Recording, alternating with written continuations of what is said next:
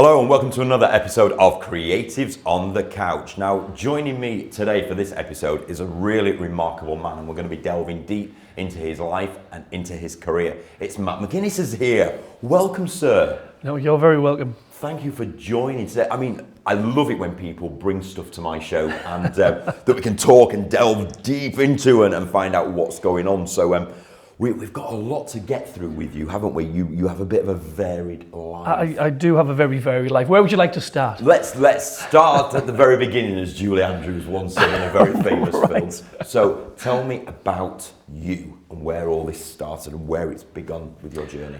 Well, I think my life started as realising I was an overcompensator in everything.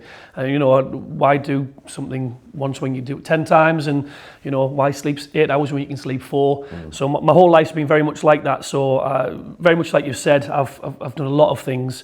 But very early on realised that art and creativity was at the centre of it. Yes. Very much so. Knew that early on. Musician, actor, followed that life, trained, and then went straight into rep theatre as in my late teens and sort of never looked back. Really?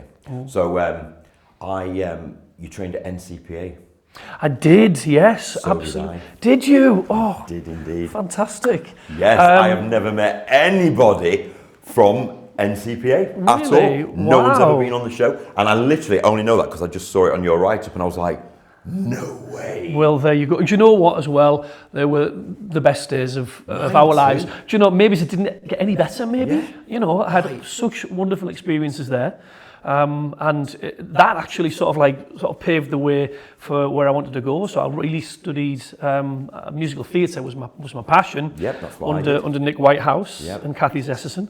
And so wanted to do that, absolutely full in, ignored all the advice of my dad who wanted me to be an architect. Why would I do that? My dad wanted me to go into the army. Could you imagine this running through a field Did we listen? in camouflage? Can you imagine these hands with pen and I'd be like, pencil I'd dust? be like, you what? The tin out of the bayonet. I'm coming to get you. Charge.